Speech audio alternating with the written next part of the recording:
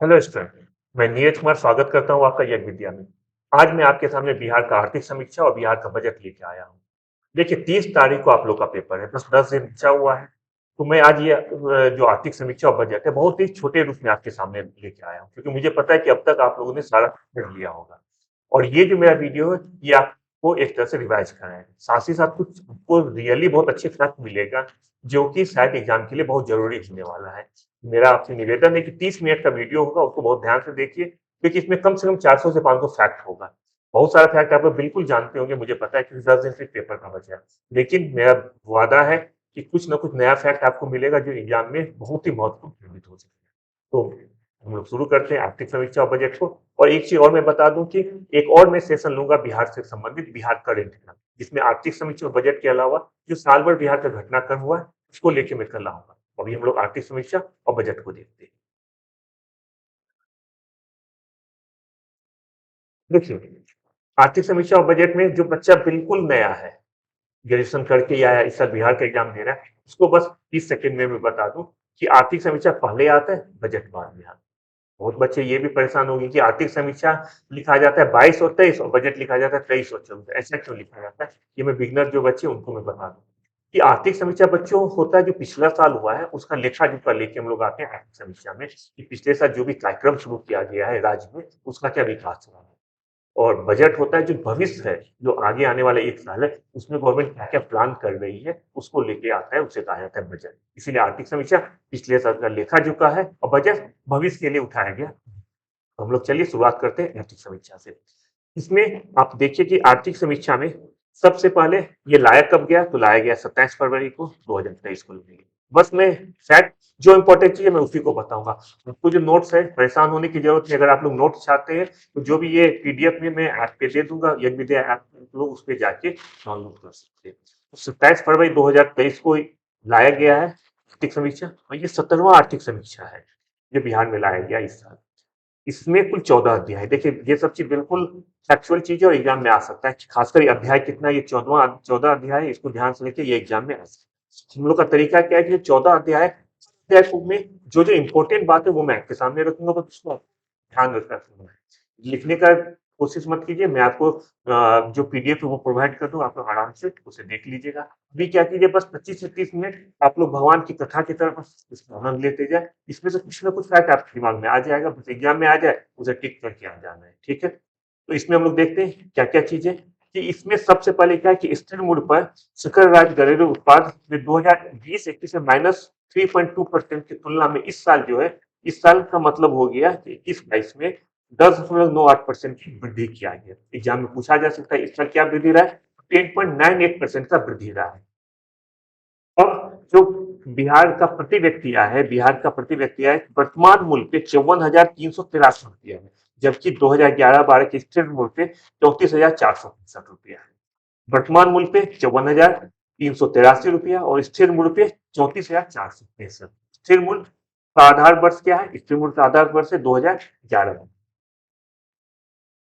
अब 2020-21 में प्रति व्यक्ति सकल राज्य घरेलू उत्पाद के हिसाब से जो 38 राज्य है उसमें सबसे समृद्ध राज्य पटना है। पटना का कितना है, 1,15,239 रुपये है।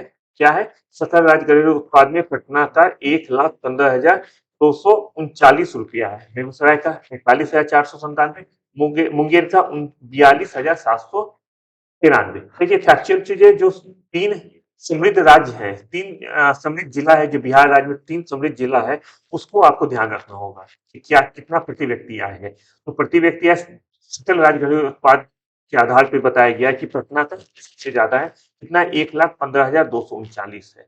बेगूसराय का सेकेंड नंबर पे, थर्ड नंबर पे मुंगेर।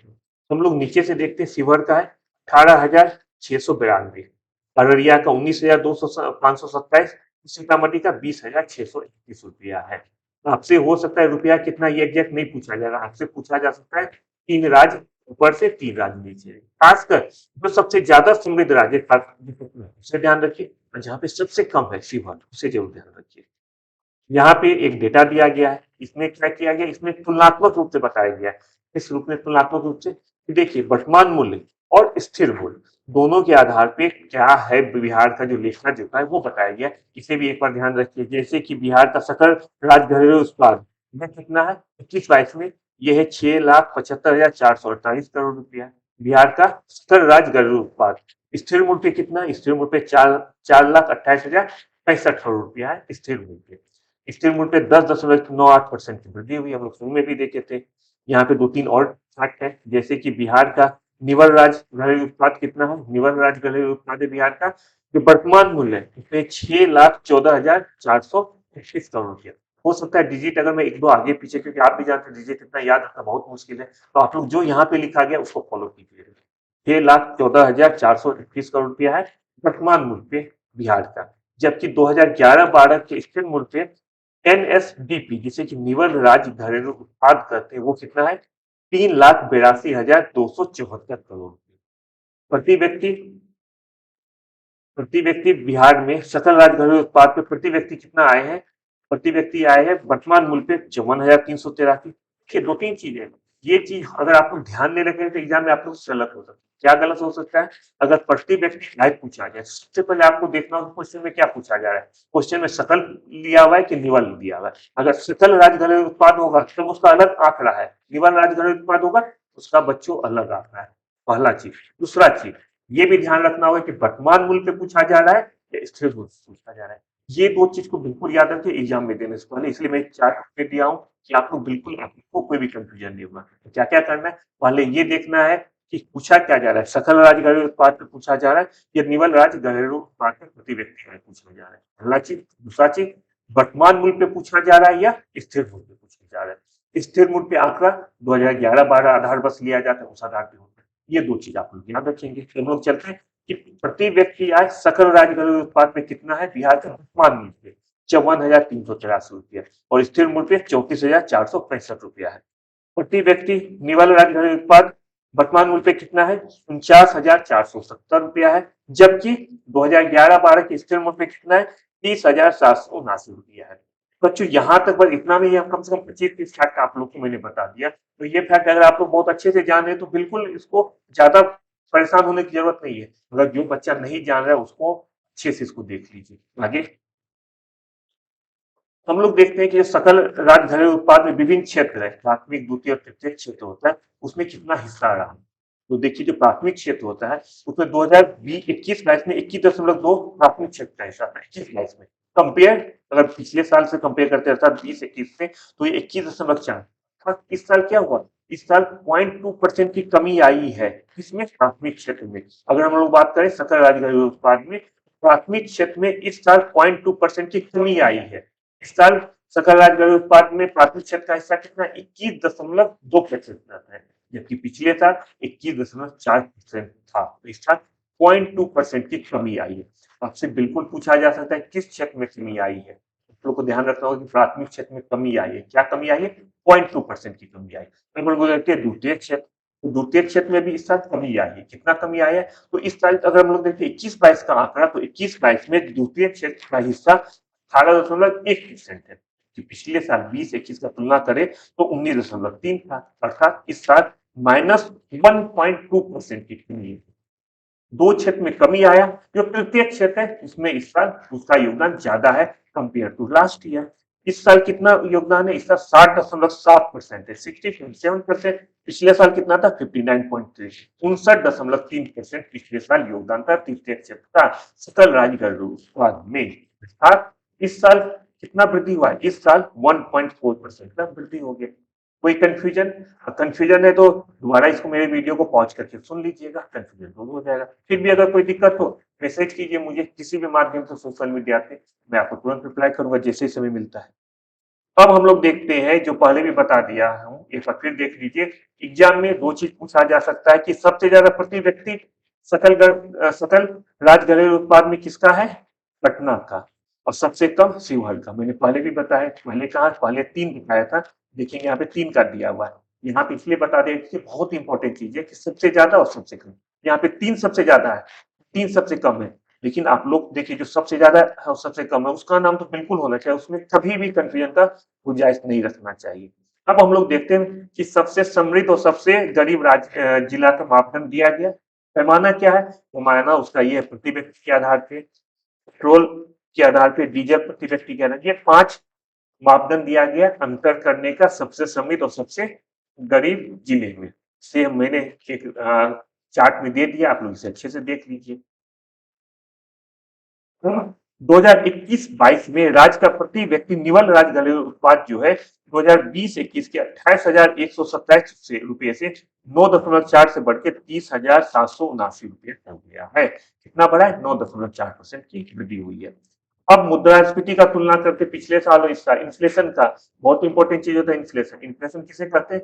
मैंने इकोनॉमिक्स के क्लास में आपको इस बार बताया था। इन्फ्लेशन कहते हैं महंगाई दर, अगर मोटा मोटी बताए तो महंगाई दर। अब अगर ये कहा जाता है कि 6% इन्फ्लेशन, इसका मतलब क्या हुआ कि महंगा 6% हो गया। कितने से भैया 6 रुपया 6% महंगा हुआ?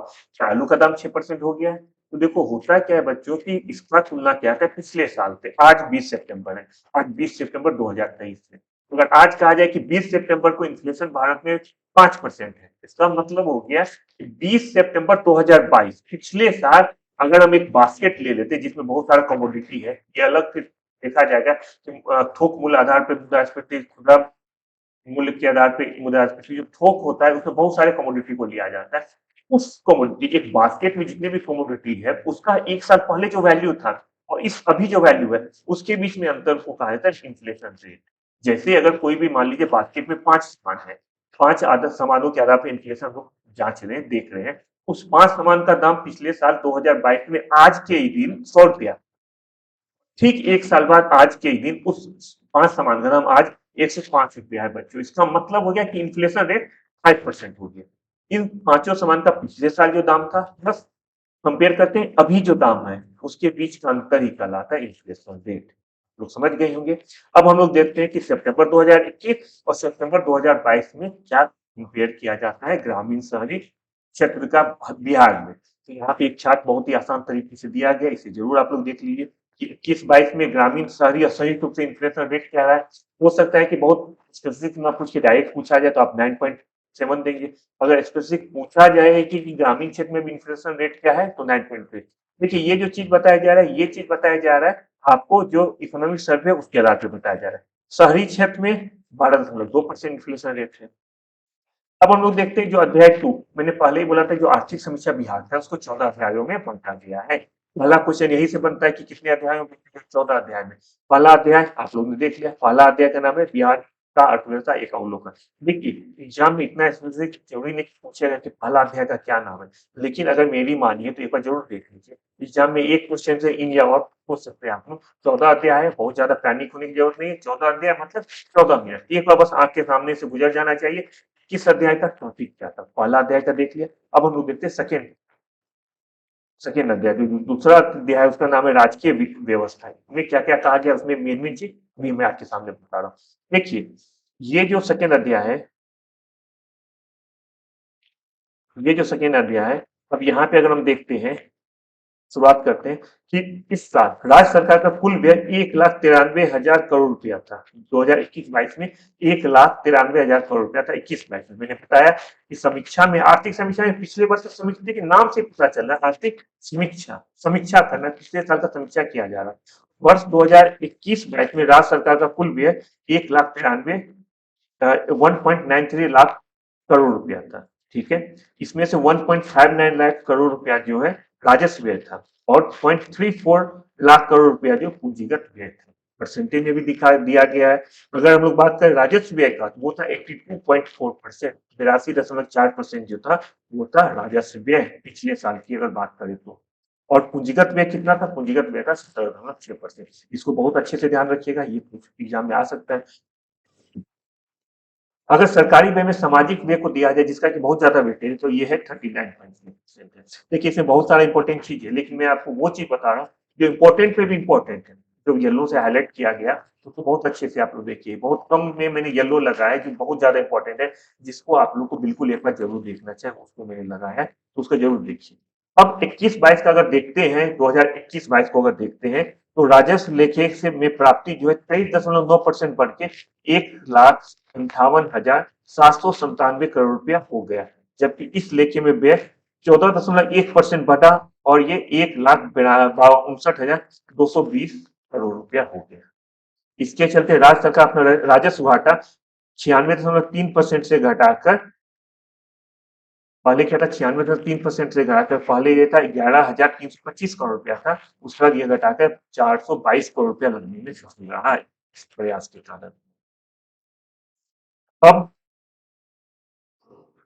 अगर हम ये देखते हैं कि जो भी स्टाम्प एवं रजिस्ट्रेशन निबंधन से जो संग्रह होता है उसमें पटना का पहला स्थान है 2021-22 में, मुजफ्फरपुर सेकेंड और मोतिहारी का तृतीय स्थान है। एग्जाम में जरूर पूछा जा सकता है कि सबसे ज्यादा राजस्व संग्रह जो स्टाम्प और निबंधन शुल्क से है, किस जिले को सबसे ज्यादा राजस्व की प्राप्ति हुई थी बताना होगा पटना की। सेकेंड नंबर पे मुजफ्फरपुर, थर्ड नंबर पे मोतिहारी। सबसे कम कहाँ है? शिवहर, उसके बाद अरवल और फिर शेखपुरा। इसको जरूर ध्यान रखिएगा। अब हम लोग आते हैं अध्याय 3। अध्याय 3 का नाम क्या है? कृषि एवं सहवर्ती क्षेत्र। ये अध्याय 3 का नाम है। एक तो आपने देख लिया, अध्याय 3 का नाम है कृषि एवं सहवर्ती क्षेत्र। अध्याय का नाम बिल्कुल ध्यान रखिए। अब इसमें 2021-22 में सकल राज्यगत मूल्यवर्धन में कृषि के उप क्षेत्रों का योगदान क्या था? देखिए 3 कृषि क्षेत्र में आता है, इसमें भी 3 भाग है जिसको उप क्षेत्र कहा जाता है। इसके अंतर्गत पहला है फसल। देखिए आपको देखिए बच्चों पता होगा कि पशुधन ये भी कृषि के अंतर्गत आता है। जो मछली पालन होता है, मत्स्य, ये भी कृषि के अंतर्गत आता है। तो तीनों को हम लोग देखते हैं। जो फसल क्षेत्र है ये 11.11% का योगदान करता है। किसमें? प्राथमिक क्षेत्र में। प्राथमिक क्षेत्र जिसे हम लोग समग्र रूप से कृषि कहते हैं, लेकिन मैं बताया कि उसके अंतर्गत कृषि, पशुपालन, मत्स्य सब कुछ आता है। फसल क्षेत्र 11.1% योगदान करता है। पशुधन 6.6%। और जो जल कृषि, ये मत्स्य क्षेत्र है। मत्स्य क्षेत्र तो मछली पालन, ये आपको जल कृषि होगा, जल से संबंधित कोई भी कृषि हो गया, इसका योगदान है 1.8%। हम लोग बात करते हैं सकल राज्यगत मूल्यवर्धन में। सकल राज्यगत मूल्यवर्धन में जो कृषि का योगदान है उसका ये 3 उप क्षेत्र है। बिहार में शुद्ध बुआई क्षेत्र में 50.5% था, जबकि फसल सघनता 1.44 था। ये देखिए फसल सघनता 1.44 था। इसे आप लोग बिल्कुल नोट कर लीजिए। इसे, ये चीज आप इग्नोर कर सकते, लेकिन फसल सघनता कितना था बिहार में? वो था 1.44। इसे बिल्कुल ध्यान में बैठा लीजिए, ये एग्जाम में आ सकता है, बहुत इंपॉर्टेंट है। जब 1.4 देख ले बिल्कुल आप टिक कर दे। और शुद्ध बुआई क्षेत्र कितना था? 50.5% शुद्ध बुआई क्षेत्र था बिहार में। पिछले साल की अगर बात करें 2020-21 की बात करें, फसल सघनता कितना है 2021 में? 1.44। वो फैक्ट बिल्कुल याद होना चाहिए। कृषि एवं सावर्ती क्षेत्र का सकल राज्यगत मूल्यवर्धन जो था 21.2% था। अभी हम लोग ने देखा जिसमें सबसे ज्यादा योगदान किसका था? फसल का। आपको मैंने बताया कि 11.1% जो फसल का योगदान था। 2020-21 में स्किल मूव में बिहार में कृषि क्षेत्र में वार्षिक वृद्धि 9.6 है। इसे भी आप लोग ध्यान रखिए। और 2020-21 में ये 8.4 था। 21-22 में 9.6 था कृषि क्षेत्र में योगदान वृद्धि, और 2020-21 में ये वृद्धि था 8.4। आर्थिक सर्वेक्षण 2021-22 के अनुसार राज्य में कुल 13 जिलों में जैविक कृषि विकसित किया जा रहा है। जैविक कृषि को बढ़ावा देने के लिए राज्य में 13 जिलों में प्रयास किया जा रहा है। ये 13 जिले कौन सा है इसको एक बार मैं पढ़ देता हूँ, कोशिश करिए कि आपके ध्यान में रहे। बक्सर, भोजपुर, पटना, नालंदा, सारण, वैशाली, समस्तीपुर, बेगूसराय, भागलपुर, मुंगेर, लखीसराय, कटिहार और खगड़िया। ये 13 जिले ऐसे हैं जहाँ पे जैविक कृषि बढ़ावा दिया जा रहा है, मतलब जैविक कृषि को बढ़ावा देने का प्रयास किया जा रहा है इन 13 जिलों में। कुल कितने जिलों में, कुछ फैक्चुअल चीजें, कुल कितने जिलों में मुख्यमंत्री बागवानी विकास योजना को क्रियान्वयन किया जा रहा है? 15 जिलों में मुख्यमंत्री बागवानी विकास योजना का क्रियान्वयन किया जा रहा है। बिहार में डिजिटल कृषि सेवा देने में कृषि विभाग द्वारा कौन सा मोबाइल ऐप विकसित किया गया है? अगर ये आपसे पूछा जाए तो तुरंत बताना होगा बिहान। बिहान ऐप जो है वो कृषि विभाग द्वारा तैयार किया गया है। कृषि से संबंधित सेवाओं के लिए कृषि विभाग के द्वारा बिहान ऐप को विकसित किया गया है। एक इंपॉर्टेंट चीज अब बता रहा हूँ, जो इंपॉर्टेंट है उसको मैं स्टार लगा देता हूँ। कृषि विभाग ने 2 उत्कृष्टता केंद्र स्थापित किया है, इसे ध्यान रखिए। उत्कृष्टता केंद्र कहाँ क्या होता है? जहाँ पे संबंधित फसलों का कर सकते हैं बहुत ही वैज्ञानिक तरीके से नया नया प्रयोग किया जाता है। तो 2 उत्कृष्टता केंद्र क्या है? एक है चंडी सब्जियों के लिए, चंडी है, और देसारी है फलों के लिए। ये 2 उत्कृष्टता केंद्र है। चंडी सब्जियों के लिए, देसारी देसारी हो जाएगा फलों के लिए। बिल्कुल ध्यान रखिए, चंडी सब्जी के लिए, देसारी फलों के लिए। चंडी किस जिला में, ये भी आपको ध्यान रखना होगा। चंडी नवादा जिले में आता है। देसारी किस जिला में आता है बच्चों? देसारी वैशाली जिला में आता है। ध्यान रखिए, देसारी आता है वैशाली जिला में, और वो उत्कृष्टता केंद्र किसके लिए? फलों के लिए। चंडी आता है नवादा जिला में, तो ये सब्जियों के लिए विकसित किया जा रहा है चंडी को। अब यहाँ पे देखिए 2000 सर्वेक्षण 2022-23 के अनुसार ये 2021-22 में जितना भी बिहार में हर चीज का प्रोडक्शन हुआ, उत्पादन हुआ, उसका एक सूची है। आप लोग अपने समय अनुसार इसको जरूर देख लीजिए, एक नजर से इसको रख लीजिए। जरूरी नहीं कि आपसे पूछा जाएगा, बहुत कम चांस है कि आपसे ये पूछा जाएगा कि मछली का कितना टन उत्पादन हुआ पिछले साल। अब ये क्वेश्चन इस तरह का नहीं आता, कोई भी क्वेश्चन आता है वो ये मान के चल रहा है कि बच्चे से सिर्फ याद करने वाला चीज ना पूछा जाए, कुछ कभी चीज पूछा जाए। चांसेस बहुत कम है कि एग्जैक्ट ये पूछा जाए कि मांस का उत्पादन कितना हो, ये मुश्किल पूछना। इस तरह का क्वेश्चन आ सकता है। कृषि विभाग द्वारा कितने उत्कृष्टता केंद्र को विकास किया गया है। देखिए ये मैं इसीलिए दे दिया हूँ कि एक बार आप लोग पढ़ के जरूर जाए, हो सकता है कि एग्जाम में अगर आ जाएगा आप लोग का स्थिति कमजोर ना हो, बल्कि आप लोग के पास सारा जानकारी है। तब हम लोग देखते हैं एक दो चीज फिर जो मैं पिछली बार बताया था। देखिए जो इंपॉर्टेंट चीज मैं जानबूझ के दोबारा दिया हूँ, देख रहे येलो से हाईलाइट भी किया हूँ, मैं चाहता हूँ उसे हटा दे। दो बार देने का मतलब ये हुआ कि जो जब मेरा वीडियो है जो 25-30 मिनट का होगा, तो जो इंपॉर्टेंट चीज आप दो बार पढ़ोगे, एक बार अगर इनकेस आपके दिमाग से स्किप हो गया, आपका ध्यान कहीं और था, तो दूसरा बार वो चीज कभी नहीं भूलेंगे। तो फसल संघनता सबसे ज्यादा कहाँ है? सीवर में। फसल संघनता सबसे कम कितना कहाँ पे? पूर्णिया में। बिहार में प्रयुक्त जोतों का आकार 0.39 है। एक बार फिर फसल संघनता 1.44 है। टोटल है बिहार में 1.44 फसल संघनता। अब किस जिला में सबसे ज्यादा फसल संघनता है? तो वो है सीहोर। कहाँ पे सबसे कम है? सबसे कम फसल संघनता वाला जिला है पूर्णिया। समस्तीपुर किसके लिए अग्रणी है? समस्तीपुर दूध के, गाय के दूध के लिए अग्रणी है, भैंस के दूध के लिए मधुबनी है। बहुत ज्यादा चांस है कि ये क्वेश्चन डायरेक्ट आपसे ना पूछा जाए, लेकिन आर्थिक समीक्षा में जो मेन मेन मुझे लगा कि आपके पास जानकारी होना चाहिए, मैं आपको बता दे रहा हूँ। चौथा अध्याय आता है जिसका नाम है उद्यम चेक। ये हमारा आर्थिक समीक्षा, बिहार आर्थिक समीक्षा का चौथा अध्याय है। इसके अंतर्गत देखिए राज्य सरकार ने बुनकरों की संख्या और क्षेत्रगत मूल्य श्रृंखला के अस्तित्व को कम में लाने के लिए बिहार औद्योगिक प्रोत्साहन नीति 2022 लेके आया है। बिहार औद्योगिक प्रोत्साहन नीति 2022 किससे संबंध है? ये बुनकर से संबंधित है। इसे वस्त्र एवं चर्म नीति भी कहा जाता है। आप लोग परेशान न हो, कभी एग्जाम में हो सकता है बिहार औद्योगिक निवेश प्रोत्साहन नीति न पूछ के अगर पूछा जाए वस्त्र एवं चर्म नीति, दोनों का मतलब एक ही है। दोनों का मतलब ये 2022 में जो नीति आया था दोनों एक ही है। यहाँ पे इस आर्थिक सर्वेक्षण में बताया गया कि चीनी उद्योग और डेयरी उद्योग जो दो महत्वपूर्ण कृषि आधारित उद्योग था बिहार के लिए। बिहार में कुल 11 चीनी मिले हैं, जिसमें से 9 जो है वो चालू अवस्था में है। चीनी का उत्पादन 2021-22 में 45.6 लाख टन रहा है। इथनॉल काफी इंपॉर्टेंट चीज आज के समय पूरे बिहार न कहिए भारत में पूरे विश्व के लिए नया नया जो ये ईंधन होता है वो काफी महत्वपूर्ण हो जाता है। इथनॉल जो है उसका उत्पादन 2021-22 में 470,000 लीटर प्रतिदिन था। बिहार का सकल राजस्व मूल्यवर्धन में औद्योगिक क्षेत्र का योगदान 19.4% है। इससे कृषि का योगदान 20.1 था। उसी तरह से आप लोग जान लीजिए कि औद्योगिक क्षेत्र का योगदान है 19.4%। अब देखते हैं हम लोग अध्याय 5 जिसका नाम है श्रम रोजगार तथा कौशल। 4 अध्याय, हर अध्याय का नाम आप लोग जरूर याद रखिए। पूछ सकता है कि टोटल कितने अध्याय? 14। पूछ सकता है कि श्रम रोजगार एवं कौशल जो है वो किस अध्याय के अंतर्गत है? ऑप्शन दे देगा 3, 4, 5, 6। आपको ऑप्शन 5 में टिक लगाना होगा। इसके अंतर्गत देखिए ग्रामीण बिहार में पुरुष श्रमिक जनसंख्या अनुपात 68% है। इसको भी मैं स्टार लगाता हूँ। ये क्वेश्चन, ये जो चीज है, जो कुछ कुछ 2-3 फैक्ट है, ये आप लोग बिल्कुल ध्यान से रखें।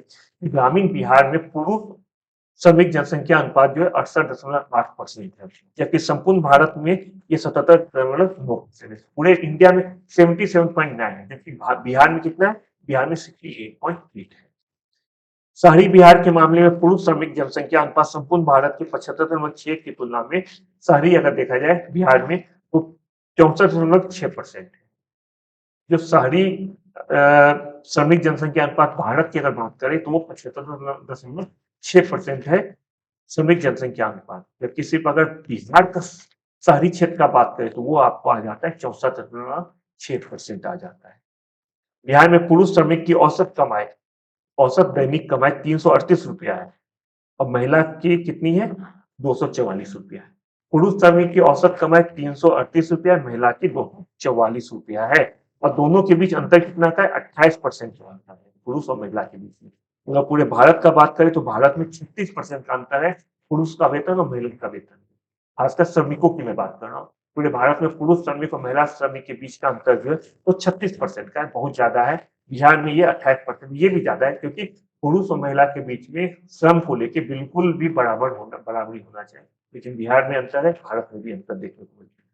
हम लोग छठा अध्याय देखते हैं जिसका नाम है भौतिक संरचना।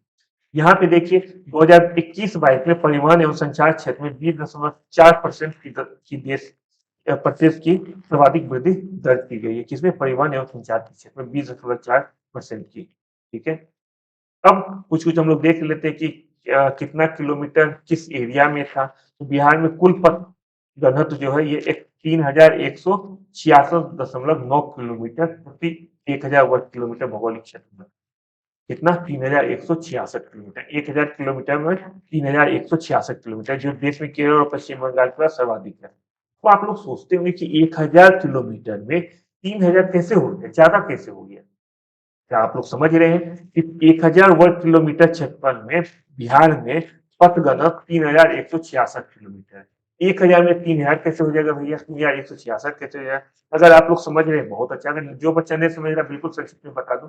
देखिए होता क्या है कि 1000 में 3000 कैसे होता है। लेट सपोज कि अगर 1000 ये एरिया किलोमीटर है, यहाँ से यहाँ तक 1000 किलोमीटर है। ठीक है, ये आपका 1000 किलोमीटर है, यहाँ से यहाँ तक 1000 किलोमीटर है। इसमें 3000 किलोमीटर घनत्व। इसका मतलब है एक सड़क, देखिए ध्यान से, एक सड़क यहाँ से यहाँ जाएगा, कितना हो? 1000 किलोमीटर हो गया। फिर यहाँ पे कुछ दूर के बाद ऐसे करके ऐसे आ जाएगा, 2000 हो गया। फिर यहाँ से यहाँ चल जाएगा, 3000 हो गया। इसका मतलब इसका घनत्व इसी तरह से निकाला जाता है कि टोटल एरिया में कितना एरिया में सड़क है। 2020-21 में वाहनों के निबंधन, जिसको रजिस्ट्रेशन कहते हैं, के मामले में देश में उत्तर प्रदेश और महाराष्ट्र के बाद बिहार का तीसरा स्थान है। तीसरा स्थान किसमें? निबंधन में, जिसको रजिस्ट्रेशन कहा जाता है। उत्तर प्रदेश और महाराष्ट्र का तीसरा स्थान है। और अगर ये बात करते हैं कि कुल पथ घनत्व के मामले में, इसमें भी बिहार का तीसरा स्थान है। इसमें केरल और पश्चिम बंगाल का पहला दूसरा स्थान है और तीसरा स्थान बिहार का। दोनों में बिहार का तीसरा स्थान, ये आप लोग के लिए सबसे अच्छा याद करना पड़ेगा। लेकिन अंतर क्या है? अंतर यह है कि जो कुल पथ घनत्व है इसमें केरल नंबर 1 है, केरल नंबर 1 है, नंबर 3 बिहार। सेकेंड आप लोग भूल भी सकते हैं, हो सकता है सेकेंड बहुत ज्यादा इंपॉर्टेंट है तो आप लोग ध्यान से उतार भी सकते हैं, लेकिन पहला बिहार का पोजीशन बिल्कुल ध्यान रखिए। तो केरल नंबर 1 हो गया पथ घनत्व, बिहार का नंबर 3। अगर मैं बात करते हैं वाहनों के रजिस्ट्रेशन के मामले में, तो यूपी नंबर 1 है, बिहार नंबर 3 पे है। बिहार में एनएच की कुल लंबाई सितंबर 2022 तक 5977 किलोमीटर। देखिए अब सितंबर 2023 आ गया, मैं बात कर रहा हूँ आर्थिक समीक्षा 2022-23 जो लाया गया था 27 फरवरी को। इसमें बताया गया था 2000 सितंबर 2022 का डेटा दिया गया था। मैं उसी डेटा के आधार पर भी आपको बता रहा हूँ कि 2022 सितंबर 2022 तक एनएच की लंबाई बिहार में 5977 किलोमीटर था और 2021-22 में बिहार में 519 किलोमीटर एनएच बना है। 5,977 किलोमीटर एनएच था 2022 में बिहार में एनएच की कुल लंबाई। और 2021-22 में अगर देखें कि बिहार में एनएच बना कितना है, तो 2021-22 में बिहार में टोटल 519 किलोमीटर एनएच, मतलब नेशनल हाईवे का निर्माण हुआ है। नेशनल हाईवे किसे कहते हैं? राष्ट्रीय राजमार्ग। तीनों चीज एनएच, नेशनल हाईवे, ये राष्ट्रीय राजमार्ग, ये 2021-22 में 519 किलोमीटर इसका निर्माण हुआ है। और सबसे ज्यादा एनएच का निर्माण कहाँ हुआ? इस बीच में महाराष्ट्र में हुआ। देखिए जो डेटा मैं सोच रहा हूँ कि उसके साथ साथ इंडिया को भी बताते जाओ, तो क्योंकि ये इस एग्जाम में आपको नेशनल इंटरनेशनल करंट अफेयर्स का भी चीज पूछे जाते हैं। इसमें पूछा जा सकता है कि बिहार का तो चलो भैया 519 किलोमीटर, लेकिन उस समय अवधि में पूरे इंडिया में सबसे ज्यादा कहाँ एनएच का निर्माण हुआ है? तो 2021-22 में पूरे एक साल में सबसे ज्यादा एनएच का निर्माण हुआ है महाराष्ट्र राज्य में। एनएच की सबसे ज्यादा लंबाई कहाँ है? पटना में है। और सबसे कम कहाँ है एनएच की लंबाई बिहार में? शिवहर जिला में। सबसे ज्यादा पटना और सबसे कम है शिवहर जिला में। राज्य उच्च पथों का सर्वाधिक क्षेत्र का घनत्व केरल में, जो राजपथ होता है सबसे ज्यादा घनत्व केरल में, उसमें बिहार का स्थान 8वां है। ध्यान रखिए बिहार का स्थान 8वां है। पूरे देश में अगर रेल नेटवर्क की बात करें तो बिहार में 5.6% जो रेल नेटवर्क का हिस्सा होता है। सारण जिले के छपरा शहर में देश का सबसे लंबा डबल डेक फ्लाईओवर का निर्माण किया जा रहा है। ये सब आपसे पूछा जा सकता है। अगला अध्याय देखते हैं, अध्याय 7, जिसे कहते हैं ई शासन। ई शासन के अंतर्गत कुछ इंपॉर्टेंट चीज। पहला फैक्ट कि 98.7% जो ग्राम पंचायतें हैं उसको भारत नेट से जोड़ दिया गया। भारत नेट का मतलब ये हो गया कि वहां पे इंटरनेट कनेक्टिविटी है। 98.7% ग्राम पंचायतों में इंटरनेट की सुविधा है। ये अपने आप में आज से 10 साल पहले कोई सोच भी नहीं सकता था कि 10 साल में इतना ज्यादा विकास हो जाएगा। ये एक विकास को बताता है, ये बहुत अच्छी बात है। 112 जो है बिहार में एक आपात नंबर है, ये एकल नंबर है आपात का 112। आप लोग जितने बच्चे हैं जो बिहार में बेसिकली बिहार में भी रह के ये वीडियो देखते हैं, वो नंबर को बिल्कुल ध्यान रखें अपने मोबाइल में सेव कर लें। 112 नंबर। भारत के राष्ट्रपति द्वारा बिहार राज्य की को महामारी के दौरान उचित नवाचार के लिए डिजिटल इंडिया पुरस्कार 2020 से भी नवाजा गया है। 2 साल, 1-2 साल पहले का न्यूज है, एग्जाम में पिछले साल आया नहीं, तो हो सकता है कि इस साल पूछते, इसलिए एक छोटा सा फैक्ट आपको बता दिया गया है। मुख्यमंत्री डिजिटल स्वास्थ्य योजना का क्रियान्वयन पहली ठहराव सबसे पहले मुजफ्फरपुर में शुरू हुआ है। कौन सा? मुख्यमंत्री डिजिटल स्वास्थ्य योजना सबसे पहले शुरू हुआ है मुजफ्फरपुर में, और अब धीरे धीरे इसको बाकी 37 जिलों में भी लाने की योजना है। गृह दर्शन नामक पोर्टल, गृह दर्शन नामक पोर्टल किसने लाया है? ये लाया है बिहार के गृह विभाग के द्वारा गृह दर्शन नामक पोर्टल लाया गया है। अश्विन मोबाइल ऐप किसके लिए बनाया गया? अश्विन मोबाइल ऐप बनाया गया आशा कार्यकर्ताओं के लिए बनाया गया। बिहार जल संसाधन विभाग द्वारा दृष्टि नामक ऐप बनाया गया है। अब हम लोग देखते हैं अध्याय 8 ऊर्जा। देखिए, हो सकता है कि आज का लेक्चर आप लोग को इंटरेस्टिंग लगे ना लगे, मैं इसका दावा नहीं दूंगा, लेकिन एक चीज तो मैं दावा 100% होगा, इंफॉर्मेटिव 100% है, एग्जाम के लिए 100% इंपॉर्टेंट है। अगर प्रीवियस ईयर बिहार के क्वेश्चन को आप देखोगे बच्चे, हर साल कम से कम 3 से 4 क्वेश्चन जो है पक्का है बिहार बजट और बिहार इकोनॉमिक सर्वे से आना ही आना है। 3 से 4 क्वेश्चन, कभी कभी 5 से 6 क्वेश्चन भी रहता है। तो ये जो आज का वीडियो है, अगर आप ये वीडियो मिस किए तो सोच लीजिए 6 क्वेश्चन आप लोग मिस कर देंगे। इसे बिल्कुल मिस मत कीजिए। अगले 10 मिनट और हमारे साथ बने रहिए, ये आपको बहुत ही फायदा करेगा। एग्जाम के बाद आपको पता चलेगा इस वीडियो से कितना ज्यादा फैक्ट आपको आया है। अब हम लोग देखते हैं ऊर्जा खपत। तो दो जो सर्वेक्षण आया है 2022-23 का सर्वेक्षण आया है, उस आधार पे प्रति व्यक्ति खपत वर्ष 2021-22 में 329 किलोवाट का बिहार के संदर्भ में। 2021-22 में बिजली का सबसे ज्यादा खपत करने वाला 3 जिला है, गया, गया और मुजफ्फरपुर। सबसे ज्यादा बिजली खपत हुआ है गया में, फिर गया, सॉरी पटना में, फिर गया में, फिर मुजफ्फरपुर में सबसे ज्यादा बिजली खपत। और सबसे कम जो खपत हुआ है बिजली का, सबसे कम हुआ है शिवहर में, फिर अरवल और शेखपुरा में। बिजली की उत्पादन क्षमता 2021-22 में 7,785 मेगावाट की हो गई थी, और कितना परसेंट बढ़ा है? ये बढ़ा 21.2%, क्योंकि जो 2020-21 में था उस समय इसकी उत्पादन क्षमता 6,422 किलोवाट, अभी बढ़ के हो गया 7,785 किलो। देखिए, ये सब फैक्ट आप लोग किस तरह याद रखेंगे, थोड़ा सा इसे आपको ही डील करना होगा। मेरा काम है बहुत सारे फैक्ट को बताना, प्लीज कुछ फैक्ट को कैसे याद किया जाएगा वो सब बताएं, लेकिन सारा फैक्ट याद करने का कोई भी ट्रिक नहीं होता है। सारा फैक्ट जो है आपको लगातार पढ़ के याद हो सकता है। 9वां अध्याय है ग्रामीण विकास। मैं बार बार बोलूंगा 14 अध्याय में आर्थिक समीक्षा आया है। 14 अध्याय का आप लोग एक बार नाम याद करने का जरूर कोशिश कीजिए, एग्जाम में कभी पूछा जा सकता है किस अध्याय में ग्रामीण विकास संबंधी बातें कही गई है। उस समय आपको अध्याय 9 को बिल्कुल टिक करना है, सही करना है। इंपॉर्टेंट है ये। क्यों इंपॉर्टेंट है? मनरेगा की बात की गई है। मनरेगा हमेशा से इंपॉर्टेंट रहा है, हर एग्जाम में इंपॉर्टेंट रहा है, इसमें भी काफी इंपॉर्टेंट है। समीक्षा में खासकर ग्रामीण विकास से संबंधित मनरेगा पे बहुत ज्यादा बल दिया है। तो देखिए, इससे संबंधित कुछ कुछ चीज बताता हूँ कि मनरेगा के साथ रोजगार उपलब्ध कराए गए परिवारों की संख्या 2017-18 में 22.5 लाख था, जो बढ़ के 21-22 में 48 लाख हो गया है। 2017-18 में 22.5 लाख से बढ़ के अभी अभी मतलब 21-22 में ये हो गया 48 लाख हो गया मनरेगा के साथ रोजगार उपलब्ध कराने वाले परिवारों की संख्या। रोजगार सृजन भी काफी बड़ा है। ये 817 लाख व्यक्ति दिवस से बढ़ के 21-22 में 1,811.8 लाख व्यक्ति दिवस पे पहुंच गया है। फिर आप लोग परेशान होंगे कि ये क्या होता है 1,08,111 का एक दिवस। तो देखिए, इस तरह समझिए, ध्यान से सोचिए, बिल्कुल समझ जाइएगा। कुछ 10 आदमी है, 10 आदमी है, एक आदमी साल में 300 दिन काम किया, ठीक। पहला आदमी 300 दिन काम किया, दूसरा आदमी काम किया 200 दिन, तीसरा आदमी काम किया 100 दिन।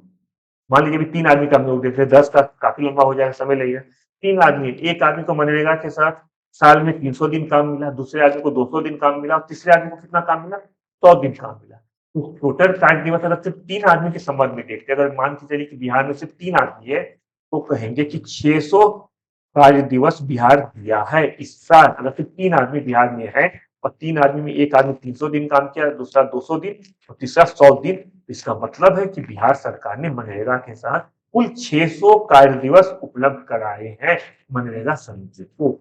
इसीलिए ये 1,0811 लाख व्यक्ति दिवस तक पहुंच गया है। इसका मतलब ये हो गया। ये जो 7 निश्चय 2 है, इसके तहत मुख्यमंत्री ग्रामीण सोलर स्ट्रीट योजना का प्रारंभ किया गया 2022-23 में और राज्य के हर पंचायतों में इसे लागू किया जाएगा। इसे एक बार देख लीजिए कितने जिला परिषद, कितने पंचायत समिति और कितने ग्राम पंचायत है, इसे एक बार जरूर ध्यान रखिए। मनरेगा के तहत कुल सृजित रोजगारों में महिलाओं का हिस्सा 53.4% है। इंपॉर्टेंट है, इंपॉर्टेंट क्यों है? पहली बात इंपॉर्टेंट इसलिए क्योंकि इसमें महिलाएं बहुत ज्यादा भागीदार है।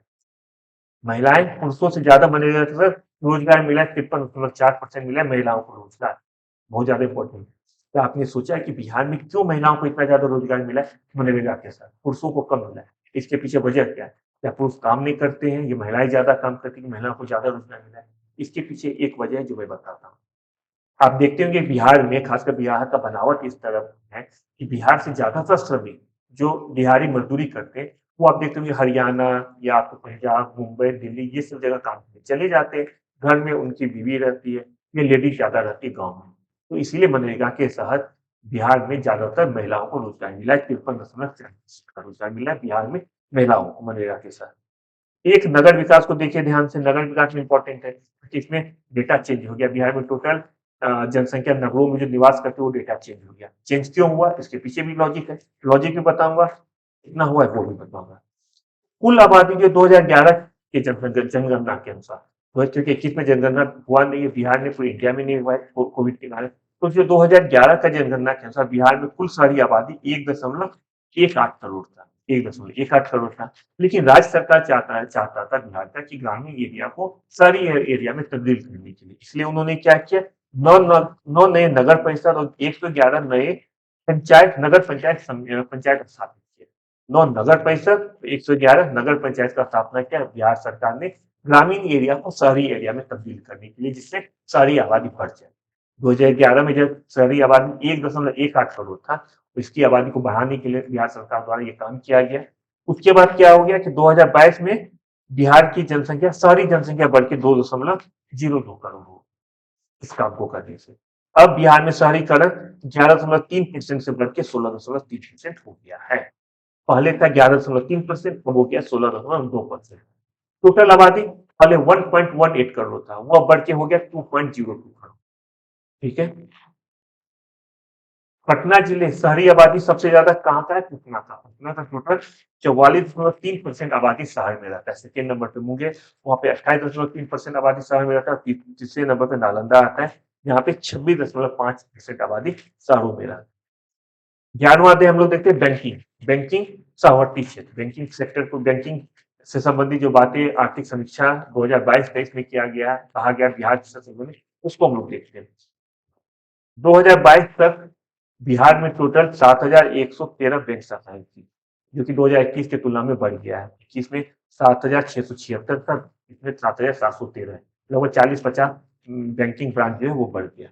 अनुसूचित व्यावसायिक बैंकों द्वारा जमा की गई रकम 2020-21 में 3,975 करोड़ रुपया था, जिसमें 11.2% की वृद्धि होकर 21-22 में 442.4 करोड़ रुपया हो गया।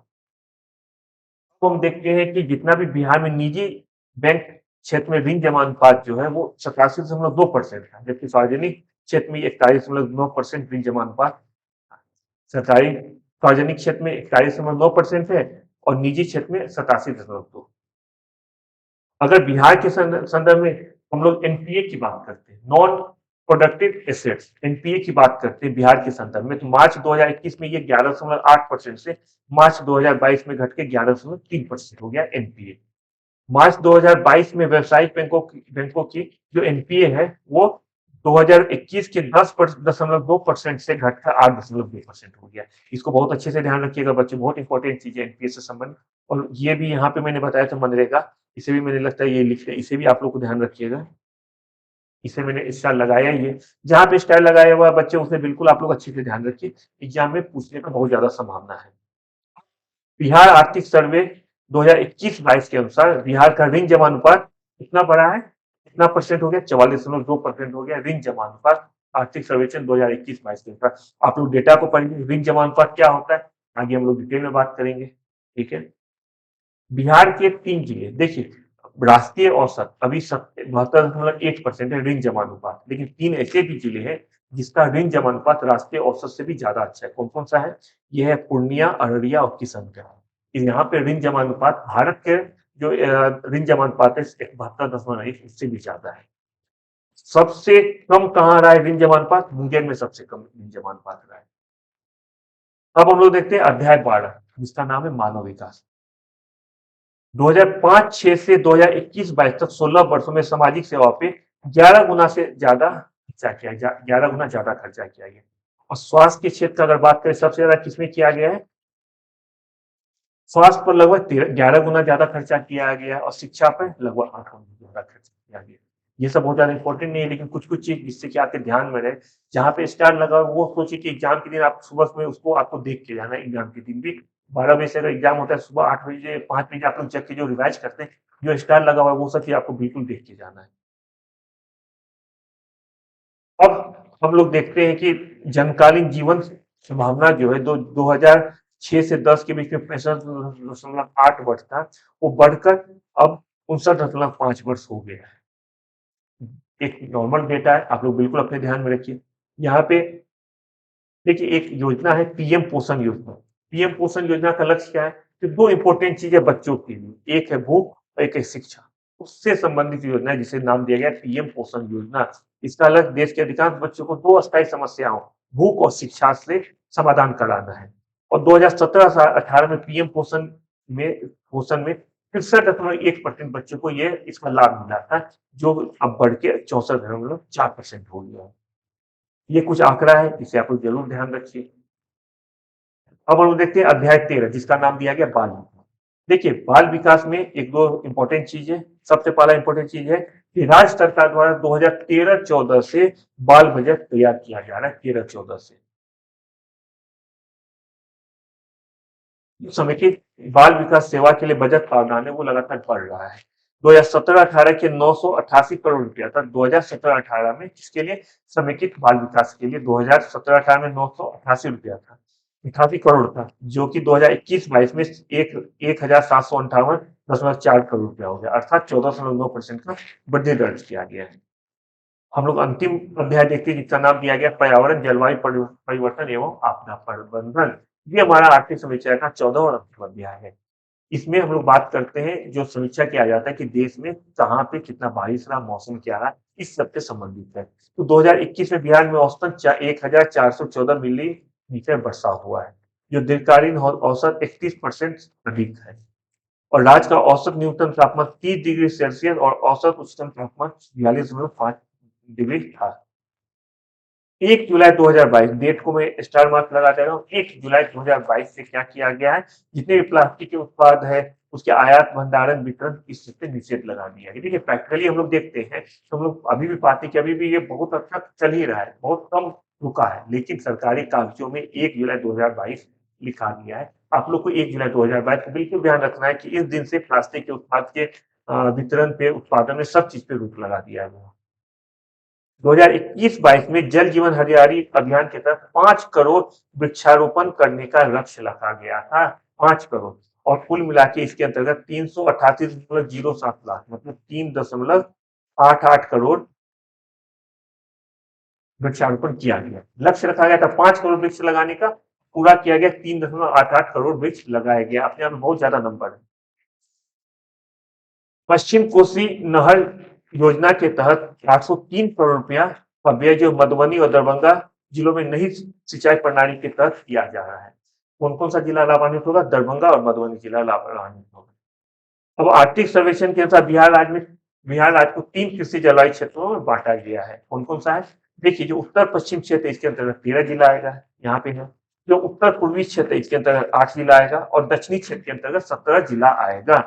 3 जलवायु कृषि जलवायु प्रदेश में बांटा गया है बिहार को। 3 ये इंपॉर्टेंट चीज आप लोग फिर से बोल रहे हैं, इसे ध्यान रखिए। 3 कृषि जलवायु क्षेत्र में बांटा गया है बिहार को। कौन कौन सा क्षेत्र है? एक है उत्तर पश्चिम क्षेत्र, उत्तर पूर्वी क्षेत्र और तीसरा है दक्षिणी क्षेत्र। सबसे ज्यादा कौन सा जिला किस क्षेत्र में आएगा? सबसे ज्यादा दक्षिणी क्षेत्र के अंतर्गत 17 जिला आएगा, फिर आता है उत्तर पश्चिम क्षेत्र के अंतर्गत 13 जिला और उत्तर पूर्वी क्षेत्र के अंतर्गत आता है 8 जिला। इसे बिल्कुल आप लोग ध्यान रखिए, ये क्वेश्चन आ सकता है। सबसे ज्यादा वर्षा कहाँ पे हुआ? सबसे ज्यादा वर्षा 21 राज्य पश्चिम चंपारण में दर्ज किया गया है। एक ये इंपॉर्टेंट चीज है कि बेगूसराय जिले का जो कांवर ताल नमभूमि है, इसे 31वें रामसर साइट के रूप में घोषित किया गया। बेगूसराय जिले का कांवड़ था नमूने। यहाँ पे आपको जितना भी राष्ट्रीय स्तर से कोई भी उत्पाद हुआ है उसमें बिहार का पोजीशन दिखाया गया है। जैसे मखाना में क्या पोजीशन है, लीची में क्या है, मशरूम में क्या है।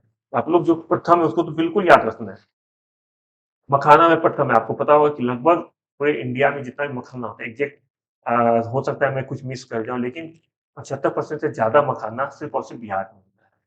पूरे इंडिया की मैं बात कर रहा हूँ। लीची और मशरूम में भी नंबर वन बिहार ही है। कद्दू, लौकी, भिंडी में नंबर वन है। इसके अलावा भी बहुत सारा फूड ग्रेन्स है, आपको सबको ध्यान रखना है।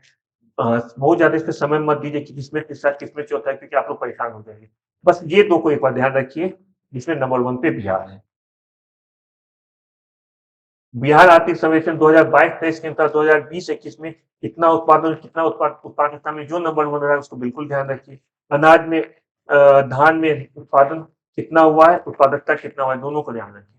उत्पादन उत्पादकता आप लोग समझ रहे कि नहीं समझ रहे, ये मुझे बताएं। क्या उत्पादन होता है, क्या उत्पादकता होता है, क्या आप लोगों को पता है उत्पादन कितना होता है, किसे उत्पादन करते हैं, किसे उत्पादकता करते हैं? अगर नहीं पता है तो मैं बताता हूँ। लेट सपोज कोई जिला है, अगर मैं कहूँ कि किसी जिले में धान का उत्पादन सबसे ज्यादा होता है, क्या होना चाहिए? सिंपल मतलब हुआ कि धान सबसे ज्यादा वहां होता है जब साल के अंत में जब देखते धान का, देखते कितना किलो हुआ है, कितना टन हुआ है, कोई भी पैमाना हो तो वहां पे सबसे ज्यादा धान होता है। ये हो गया उत्पादन। उत्पादकता क्या होता है? उत्पादकता होता है कि किसी खास इकाई में, मान लीजिए हेक्टेयर होता है, एक हेक्टेयर में कितना ज्यादा धान हुआ है उसे कहते हैं उत्पादकता। जिसमें ज्यादा धान होता है कि कोई भी फूड ग्रेन होता है, इसका मतलब है कि उस चीज के लिए उसका उत्पादकता सबसे ज्यादा होता है। उत्पादकता का मतलब है एक हेक्टेयर में जितना उत्पादन होता है उसे कहते हैं उत्पादकता। तो कोई भी जिला उत्पादन में ज्यादा हो सकता है, उत्पादकता में भी ज्यादा हो सकता है। अगर हम लोग इसकी बात करें, जैसे यहाँ देखिए चावल की बात करें, चावल दिया जा रहा है कि चावल में सर्वाधिक उत्पादन वाला जिला कौन सा है चावल में? तो चावल में देखिए रोहतास सर्वाधिक उत्पादन वाला जिला है। इसका मतलब कि रोहतास जिला में सबसे ज्यादा चावल होता है। लेकिन उत्पादकता में क्या है? पश्चिम चंपारण दिया हुआ है। आप लोग समझ गए कि पश्चिम चंपारण में सबसे ज्यादा चावल का उत्पादकता है। इसका मतलब कि पश्चिम चंपारण के पर हेक्टेयर में सबसे ज्यादा किलोग्राम चावल का उत्पादन होगा पश्चिम चंपारण के पर हेक्टेयर में। लेकिन ओवरऑल अगर सबसे ज्यादा कहाँ होगा? रोहतास में होगा। गेहूं, मक्का, दलहन जो इंपॉर्टेंट फूड ग्रेन्स है उसको मैंने दिखा दिया, आप लोग बिल्कुल एक बार देख लीजिए। सड़क नेटवर्क का भी एक चार्ट दिया गया है, इसे आप लोग अच्छे से समझ लीजिए, एग्जाम में ये सब आ सकता है। देखिए ये हमारा था बिहार आर्थिक समीक्षा, बहुत इंपॉर्टेंट टॉपिक था। अब हम लोग दूसरा टॉपिक शुरू करेंगे जो है बिहार बजट। बिहार बजट 2023-24 आर्थिक समीक्षा था 22-23, बजट है 23-24। इसे भी हम लोग देखते हैं, बहुत तेजी से देखते हैं, लेकिन जो इंपॉर्टेंट है उसमें बिल्कुल आसानी से, बिल्कुल धैर्य से बात करेंगे पेशेंस से, क्योंकि वो आप लोग के लिए बहुत इंपॉर्टेंट हो सकता है। तो बिहार बजट इसे देख लिए 28 फरवरी 2023 को बिहार बजट आया, 28 फरवरी 2023 को। समीक्षा कब आया था? आर्थिक समीक्षा आया है आपको 27 फरवरी को, बजट आया है 20 फरवरी को। ये बजट जो है 2,61,865 करोड़ रुपए का एक बजट था। 2023-24 का ये बजट है, इसका वैल्यू कितना है? 2,61,885 रुपया है। ये बजट पिछले साल से 24,194 करोड़ रुपया ज्यादा है। इस साल का बजट ज्यादा है पिछले साल की तुलना में। और आपको ये जान के आश्चर्य होगा, ये शायद अभी तक पता चल चुका होगा कि अब तक का सबसे बड़ा बजट बिहार सरकार द्वारा जो लाया गया बजट है वो इस साल का बजट है। बजट 2023-24 का सबसे बड़ा बजट है, इसलिए इसका आप लोग डेटा को जरूर ध्यान रखिए। 2,61,885 करोड़ रुपया मेरे हिसाब से ये बहुत इंपॉर्टेंट है, क्योंकि अभी तक का सबसे बड़ा बजट है, तो आप लोग इसका अमाउंट को जरूर ध्यान रखिए। बिहार में 23-24 में बिहार में विकास दर 15.24% रहने का अनुमान लगाया गया है। यहाँ पे देखिए नीचे हम लोग कुछ कुछ अनुमान भी देख लेंगे, कितना अचीव किया गया वो भी देख लेंगे। बिहार राजकोषीय उत्तरदायित्व एवं बजट प्रबंधन नियमावली 2022 के अंतर्गत ये पहला बजट है। जब से ये बिहार राजकोषीय उत्तरदायित्व एवं बजट प्रबंधन नियमावली आया है तब से ये बिहार का पहला बजट है। तो ये पूछा जा सकता है कि बिहार राजकोषीय उत्तरदायित्व एवं बजट प्रबंधन नियमावली के अंतर्गत बिहार का ये कौन सा बजट है? पहला, दूसरा, तीसरा, चौथा, 4 ऑप्शन देगा। पहला पे टिक करेंगे क्योंकि ये नियमावली 2022 में आया था। उसके बाद से पहला बजट बिहार सरकार द्वारा लाया गया है। इस बजट का क्या लक्ष्य है? संक्षिप्त में बता देता हूँ कि राजकोषीय घाटा को 3% की सीमा के अंदर लाना है, राजस्व घाटा को समाप्त कर राजस्व अधिशेष को जुटाना। तीसरा इंपॉर्टेंट है कि कुल बकाया ऋण राशि को सकल राज्य घरेलू उत्पाद के अनुपात में धीरे धीरे कम करना इस बजट का 3 मुख्य उद्देश्य है। यहाँ पे तुलना किया जा रहा है कि बिहार का सकल घरेलू उत्पाद वृद्धि दर और राजकोषीय घाटे का तुलनात्मक रूप से बताया गया।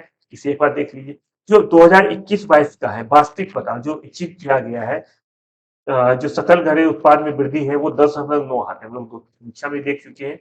और जो राजकोषीय घाटा था वो है 3.78%, जो अचीव किया जा चुका है 21-22 में। अब 2022-23 का बजट अनुमान बता रहा है कि सकल घरेलू उत्पाद जो है 10.34 रहेगा और 2023-24 में 15.24 रहेगा। राजकोषीय घाटा का अनुमान बताया जा रहा है 2022-23 के लिए 3.47%, 2023-24 के लिए बताया जा रहा है 2.88% बताया जा रहा है राजकोषीय घाटा रहने का 2023-24 में बजटीय अनुमान बताया गया है। बिहार की आर्थिक वृद्धि 10.98% हम लोग देख चुके हैं और यह वृद्धि राष्ट्रीय वृद्धि की तुलना में 2.28% अधिक है। राष्ट्र जो इंडिया है उसका जो वृद्धि है उससे के उसका अगर तुलना करेंगे तो 2.8% ज्यादा है। बिहार में इंडिया का अगर बात करें तो 8.7% इंडिया का आर्थिक वृद्धि दर है, उसके तुलना में ये ज्यादा है। ये चीजें इसे बिल्कुल ध्यान रखें, ये एग्जाम में कभी भी पूछा जा सकता है। जैसे कि 2021-22 में वैश्विक आर्थिक वृद्धि दर 6% रहा है, जो अचीव किया जा चुका है विश्व के द्वारा, वो है 6% वैश्विक आर्थिक वृद्धि दर। मैं देश और बिहार तीनों बताऊंगा। विश्व में वैश्विक प्रदेश पे 6% रहा है आर्थिक विकास दर। अगर भारत की बात करें तो यह है 8.7, जो मैंने अभी बताया। अगर बिहार की बात करें तो ये हो जाता है 10.98। लेकिन बजटीय अनुमान बताता है कि 2022-23 में ये 10.34 रहेगा और 2023-24 में 15.24 रहेगा। अगर हम लोग इस साल के बजट को देखते हैं, 2023-24 के बजट को देखते हैं, तो पूंजीगत व्यय जो है 2,07,848 करोड़ रुपया और ये पूंजीगत राजस्व व्यय के बारे में बताएंगे कि राजस्व व्यय 2,07,848 रुपया अनुमान बताया गया है इस साल का राजस्व व्यय। देखिए पूंजीगत व्यय 54,034 रुपया का है 2023-24 की बात करें तो, जो कितना हो जाता है, अगर राजस्व व्यय का बात करें तो राजस्व व्यय हो जाता है ये अमाउंट है और पूंजीगत व्यय ये अमाउंट है राजस्व व्यय का। अगर विकासात्मक और गैर विकासात्मक को अलग अलग भागों में बांटे व्यय को, इस साल जो 2023-24 के लिए किया गया है, अगर हम लोग वाकई बांटे विकासात्मक और गैर विकासात्मक, उस आधार पर देखें तो विकासात्मक व्यय 1,67,375 करोड़ रुपया का है, जबकि गैर विकासात्मक व्यय है 95,509.93 करोड़ रुपया का है। देखिए मैं पहले ही बता कि डिजिट जो लिखा हुआ है बिल्कुल आप लोग उसे ध्यान रखें, क्योंकि डिजिट बहुत सारे डिजिट में कोशिश करता हूँ मेमोराइज करके आप लोगों को बोलने का, वो हो सकता है गलत हो जाए, क्योंकि इतना ज्यादा नंबर याद करना बहुत मुश्किल। तो आप लोग जो लिखा गया है नोट में लिखा गया है उसे ध्यान रखिए, खासकर डिजिट के मामला में जो डिजिट लिखा गया है। 2023-24 में कुल राजस्व प्राप्ति जो है 2,12,326.97 करोड़ रुपया अनुमानित है, जो वित्तीय वर्ष 2022-23 के बजट अनुमान 1,96,704.51 करोड़ रुपया से 15,622.46 करोड़ रुपया अधिक है। बिहार सरकार द्वारा केंद्रीय करों बिहार सरकार को सर्वाधिक रुपया केंद्रीय करों में राज्य के अंश से प्राप्त होता है, जो कि 40.020 है, बहुत इंपॉर्टेंट है। बिहार को सबसे ज्यादा राजस्व की प्राप्ति कहां से होती है, तो बिहार को सबसे ज्यादा राजस्व की प्राप्ति होती है केंद्रीय कर के रूप में बिहार को प्राप्त होती है, जो केंद्रीय करों में बिहार का हिस्सा है वो 39.20%। बिहार सरकार को सर्वाधिक रुपया सामाजिक सेवा पर खर्च करता है, सबसे ज्यादा आता है केंद्रीय करों के हिस्सों के रूप में, सबसे ज्यादा जो बिहार खर्च करती है बिहार सरकार वो करती है सामाजिक सेवाओं पर, और वो टोटल 38.14 करती है। उसके बाद समान सेवाओं पे 28.38% करती है। अब अगर हम लोग वित्तीय वर्ष 2023-24 की कुल राजस्व प्राप्तियों में कर राजस्व को देखें तो ये 71.79 रहने का अनुमान है। अभी तक हम लोग ने जो देखा उसको संक्षिप्त में एक बार बता दूं कि राजस्व घाटा 2021-22 में सकल राज्य घरेलू उत्पाद का 3.78% रहा है, जो राजकोषीय घाटा है।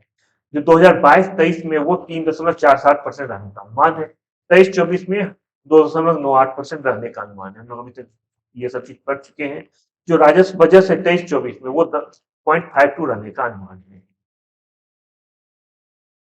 यहाँ पे आपको बिहार बिहार का वित्तीय वर्ष का एक आकलन दिया गया है कि कहाँ पे कितना प्राप्ति होगा, कितना खर्चा हो रहा है। एक बार इस चार्ट को जरूर आप लोग देख लीजिए, याद तो नहीं कर कीजिए, लेकिन एक बार जरूर नजर के सामने से इसको गुजरने दीजिए।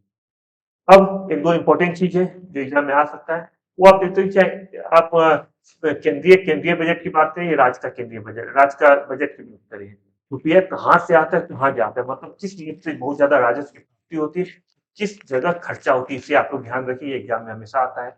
तो सबसे ज्यादा जो आय का स्रोत है बिहार के लिए, वो एक केंद्रीय करों में राज्य का हिस्सा, ये 39.22% है, जो हम लोगों ने पहले भी पढ़ा है।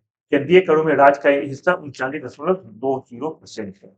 सेकेंड नंबर पे केंद्र सरकार से सहायता अनुदान, ये 20.37% है।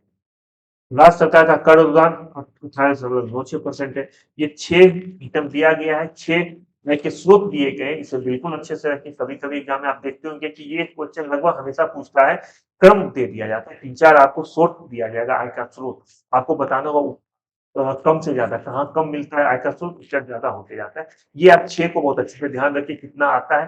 3 तो जरूर ध्यान रखिए, ऊपर के 3 कितना परसेंट है, प्लस ये 6 का क्रम जरूर याद रखिए कि कहाँ से कितना ज्यादा आय का स्रोत आता है। अगर रुपया जाने की बात करें तो सबसे ज्यादा सामाजिक सेवाओं में जाता है, ये याद होता है, 35.14% जाता है। इसमें भी आप लोग बाकी 6 को बिल्कुल ध्यान रखिए, ये सब एग्जाम में आपसे आ सकता है।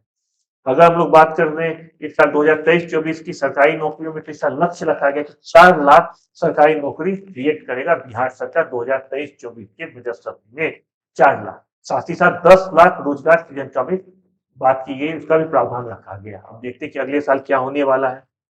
बिहार बजट 2023-24 में बिहार का आर्थिक वृद्धि दर 15.24% रहने का अनुमान बताया गया है।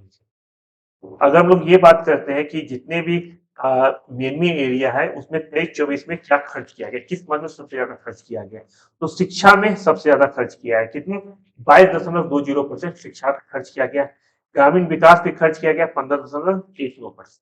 तो 3 ऊपर का आइटम है उसको ध्यान रखिए। सामाजिक कल्याण पे किया गया 8.19%। जो सबसे ज्यादा खर्च किया गया शिक्षा पे, कितना किया गया 22.20% किया गया। देखिए शिक्षा का मेरे हिसाब से आप लोग अमाउंट भी ध्यान रखिए, शिक्षा पे सबसे ज्यादा खर्च किया गया है। और शुरू का जो 3 है, शिक्षा, ग्रामीण विकास और समाज कल्याण, इसका आप लोग परसेंटेज भी ध्यान रखिए कि सामाजिक सेवा पे कितना खर्च हुआ है, शिक्षा पे कितना खर्च हुआ है, ग्रामीण विकास पे कितना परसेंट खर्च किया गया है। जो जिस तरह से हम लोग देखा था कि आर्थिक समीक्षा में कुल मिला के 14 अध्याय था, उसी तरह से बिहार बजट में 10 10 प्राथमिकता वाला क्षेत्र का निर्धारण किया गया है बजट में भी। एग्जाम में ये भी पूछा जाता है कि जा सकता है कि बिहार बजट 2023-24 में कुल कितने प्राथमिकता वाले क्षेत्र का निर्धारण किया गया है, तब आपका जवाब होगा 10 प्राथमिकता वाले क्षेत्र का निर्धारण किया गया बिहार बजट 2023-24 में। और अगर क्वेश्चन ये पूछ दे कि आर्थिक समीक्षा में कुल कितने अध्याय हैं, तो आपको बताना होगा आर्थिक समीक्षा में कुल 14 अध्याय हैं। बिल्कुल भी सबको कुछ कुछ चीज है जिसे आप लोग कभी मत बोलिए, एग्जाम के लिए बहुत इंपॉर्टेंट है। 10 अध्याय हम लोग बिल्कुल 2 से 3 मिनट में लोग कल के आगे सेशन समाप्त करेंगे। पहला अध्याय युवा एवं रोजगार। इसके अंतर्गत अगर आप देखते हैं तो 32% से अधिक आबादी युवाओं की है बिहार के संदर्भ में, इसलिए युवाओं के सर्वांगीण विकास के लिए 2023-24 में बजट में युवा एवं रोजगार को प्राथमिकता दिया गया है। अनवरत महिला सशक्तिकरण, ये है सेकेंड प्राथमिकता, सेकेंड है अनवरत महिला सशक्तिकरण। देखिए महिला सशक्तिकरण के लिए क्या बिहार, क्या भारत, क्या विश्व हर पटल पे इसकी बात चल रही है। अगर अभी आप देखते होंगे आजकल न्यूज में भी आ रहा है, महिला आरक्षण की बात चल रही है, जिसे कि लोकसभा में रखा गया है। तो आजकल महिला के सशक्तिकरण का सब जगह प्रयास किया जा रहा है, देखिए होना भी चाहिए। बिहार के संदर्भ में क्या क्या है, एक दो चीज जल्दी से देख लेते हैं। यहाँ पे ये बताइए कि अगर यूपीएससी की कोई पीटी का एग्जाम भी कोई क्लियर करता है तो उसे 1 लाख रुपया दिया जाएगा, जबकि बीपीएससी परीक्षा उत्तीर्ण होने पर, पीटी का एग्जाम उत्तीर्ण होने पे 50,000 का इनाम दिया जाएगा बिहार में लड़कियों को। उसी तरह से मैट्रिक में कितना दिया जाएगा, ये तो बहुत ज्यादा इंपॉर्टेंट नहीं है कि 10th पास करने में कितना दिया जाएगा, 12th में क्या दिया जाएगा, लेकिन ये दोनों को आप लोग ध्यान रखिए। बीपीएससी और यूपीएससी क्लियर करने पे महिलाओं को कितना मिलेगा, बीपीएससी क्लियर करने पे, पीटी क्लियर करने पे 50 लाख, और मेंस क्लियर करने के, मेंस का पीटी सॉरी यूपीएससी का पीटी क्लियर करने पे 1 लाख, बीपीएससी का पीटी करने पे 50 लाख। ये एक तरह से सरकार द्वारा तैयारी के लिए दिया जाता है कि आप लोग मेंस का तैयारी कीजिए, इंटरव्यू का तैयारी कीजिए। जो तीसरा प्राथमिकता वाला क्षेत्र है वो अल्पसंख्यक महिला, इसके अंतर्गत जो तलाकशुदा मुस्लिम महिला है उसके उसको सहायता के लिए 10,000 रुपया जो पहले राशि दिया जाता था, उसको बढ़ा के इस साल 25,000 रुपया कर दिया गया है। स्वास्थ्य क्षेत्र की अगर बात करें जो कि चौथा प्राथमिकता वाला क्षेत्र है, इसके अंतर्गत 7 निश्चित 2 अवयव सबके लिए अतिरिक्त स्वास्थ्य सुविधाओं को वर्ष 2023-24 के बजट में कर दिया गया है। जो 7 निश्चित 2 है उसका एक अवयव है सबके लिए अतिरिक्त स्वास्थ्य, और 2023-24 के बजट में इसको बहुत ज्यादा प्राथमिकता भी दिया गया है। एक इंपॉर्टेंट चीज इसे बिल्कुल ध्यान रखिए कि 2023-24 में टीबी रोग को बिहार से 2025 तक खत्म करने का लक्ष्य रखा गया है। 23-24 के बजट में ये बात कही गई कि 2025 होते-होते हम लोग टीबी को बिहार से खत्म कर देंगे। ये एग्ज़ाम में पूछा जा सकता है, इसको अच्छे से ध्यान रखिए। राज्य के 9 जिलों कौन-कौन? पूर्णिया, छतरा, पश्चिम चंपारण, समस्तीपुर, मधुबनी, वैशाली, सीवान, जमुई और सीतामढ़ी में नए चिकित्सा महाविद्यालय और अस्पताल खोलने का कार्य किया जा रहा है। जो 5वां प्राथमिकता वाला क्षेत्र है वो है पुलिस बल का सुदृढ़ीकरण एवं आधुनिकीकरण। इसके अंतर्गत जो आप देख रहे हैं वही है कि किस तरह से पुलिस फोर्स को ज्यादा आधुनिक बनाया जाए, कैसे उसे मजबूत किया जाए। इसके अंतर्गत एक चीज कहा गया जो बहुत महत्वपूर्ण है, वो है बिहार में पुलिस बल में जो है महिलाओं के लिए 35% पद को आरक्षित किया गया है। अभी हम लोग शुरू में बात की तो महिला सशक्तिकरण का, क्या क्या गवर्नमेंट प्लान करे। बिहार गवर्नमेंट भी बहुत सारा योजना ला रही है। बीपीएससी का पीटी कोई पास करेगी बिहार की लड़की सोचे 50 लाख रुपए का राशि दिया जाएगा। अगर यूपीएससी का पीटी पास करेगी उसे 1 लाख रुपए का राशि दिया जाएगा। ये सब किया जा रहा है महिला सशक्तिकरण। उसी दिशा में आगे एक कदम बढ़ाते हुए बिहार में पुलिस बल में 35% सीट महिलाओं के लिए आरक्षित कर दिया गया है।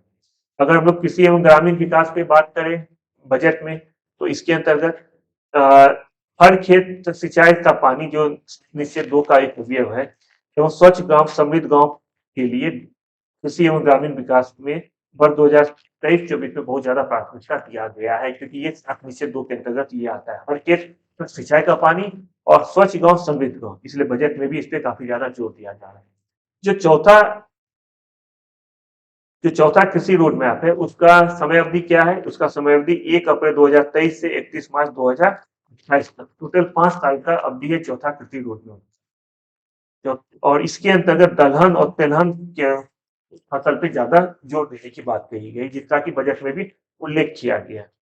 अगर हम लोग हरित विकास की बात करें तो 2 अक्टूबर 2019 को राज्य में जल जीवन हरियाली अभियान की शुरुआत किया गया। देखिए इंपॉर्टेंट चीज है, इसलिए इसको 3-4 साल पहले का बात है, लेकिन आपको ध्यान रखना होगा कि 2 अक्टूबर 2019 को जल जीवन हरियाली अभियान का शुरुआत किया गया। ये है क्या? इसके अंतर्गत बिहार में आप कह सकते हैं कि पेड़ लगाना, वातावरण शुद्ध करना, पर्यावरण से संबंधित काम करना, इन सब का ध्यान जल जीवन अभियान की तरह होता है। तो इसका शुरुआत कब किया गया? शुरुआत किया गया 2 अक्टूबर 2019 को शुरुआत किया गया। जब झारखंड से बिहार अलग हुआ था तो राज्य का हरित आवरण जो था सिर्फ 9%। और इसे बढ़ाने के लिए 2012 में हरियाली मिशन की शुरुआत की गई। दोनों चीज कुछ कुछ मिलता जुलता है। जो हरियाली मिशन इसका एकमात्र उद्देश्य है हरियाली को बढ़ाना। इसके अंतर्गत नॉर्मल सी बात है, अगर हरियाली कैसे बढ़ेगा? हम ज्यादा से ज्यादा वृक्षारोपण करेंगे तो राज्य या किसी भी देश, किसी भी प्रदेश, किसी भी क्षेत्र का हरियाली बढ़ जाएगा। इसके लिए 2012 में हरियाली मिशन का शुरुआत किया गया। तो आपको जान के खुशी होगा कि 2023-24 के अनुसार राज्य का हरियाली आवरण 15% हो गया। जब 2000 में बिहार झारखंड से अलग हुआ तो 9% था, और 2023-24 में 15% हरियाली हो चुका है। अच्छी बात है, और तेजी लाने की जरूरत है। इसे आगे 17% बढ़ाने का लक्ष्य भी रखा गया है। एक इंपॉर्टेंट फैक्ट ये दोनों, ये कौन सा है कि सौर ऊर्जा उत्पादन को बढ़ावा देने के लिए राज्य सरकार द्वारा कचरा, लखीसराय में कचरा और पीरपैती भागलपुर में है सौर ऊर्जा परियोजना को लगाया गया है। इसे ध्यान रखिए। भूमि जल संरक्षण के लिए सेंटर ऑफ एक्सीलेंस के साथ भौतिकीय प्रतिमान के फिजिकल मॉडलिंग सेंटर की स्थापना सुपौल के वीरपुर जिला में, सुपौल जिला के वीरपुर में किया गया है। किस लिए किया गया? भूमि जल संरक्षण के लिए सेंटर ऑफ एक्सीलेंस को बढ़ावा देने के लिए। ठीक है। भागलपुर जिला के अंतर्गत सुल्तानगंज से कहलगांव तक के गंगा को विक्रमशिला गांगे डॉल्फिन घोषित किया गया। भागलपुर जिला के अंतर्गत सुल्तानगंज से कहलगांव तक जो गंगा का क्षेत्र है उसको विक्रमशिला गांगे डॉल्फिन के नाम से घोषित किया गया है।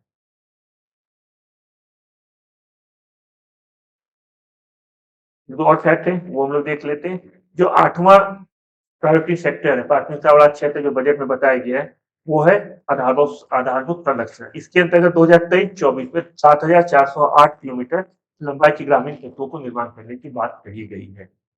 अगर औद्योगिक बात विकास को ले ले तो इथेनॉल उत्पादन प्रोत्साहन नीति 2021 के तहत पूर्णिया में देश का पहला ग्रीनफील्ड इथेनॉल प्लांट स्थापित किया गया है।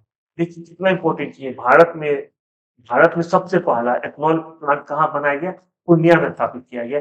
ये क्वेश्चन अगर अभी तक नहीं आया तो कभी पूछा जा सकता है कि कहाँ पे भारत का पहला एथेनॉल प्लांट बना है। तो ऐसे राज्य दे दे, बिहार, उत्तर प्रदेश, आंध्र प्रदेश, महाराष्ट्र, कुछ भी दे दे, या आपको स्पेसिफिक जिला दे दे कि पूर्णिया, सहरसा, कटिहार, मधेपुरा, कुछ भी दे दे। पूर्णिया नाम बिल्कुल ध्यान रखना चाहिए, एग्जाम में कभी भी आ सकता है। पटना की तर्ज पर मुजफ्फरपुर और पूर्णिया में खादी मॉल की स्थापना करने की भी स्वीकृति इस बजट में दिया गया है। गंगा गया जिले के दुर्गेश्वरी पर्वत में महात्मा बुद्ध के विशालतम मूर्ति निर्माण की बात कही गई इस बजट में। एक अंतिम आता है शहरी विकास। इसके अंतर्गत क्या है, शहरी विकास के अंतर्गत स्वस्थ शहर विकसित शहर को 23-24 बजट में प्राथमिकता दिया गया है। बच्चों, ये हमारा था अब तक का आर्थिक समीक्षा और बजट से संबंधित बहुत सारे इंपॉर्टेंट फैक्ट। आप लोगों को कैसा लग रहा है हमारा क्लास, बिल्कुल कमेंट करके बताएं।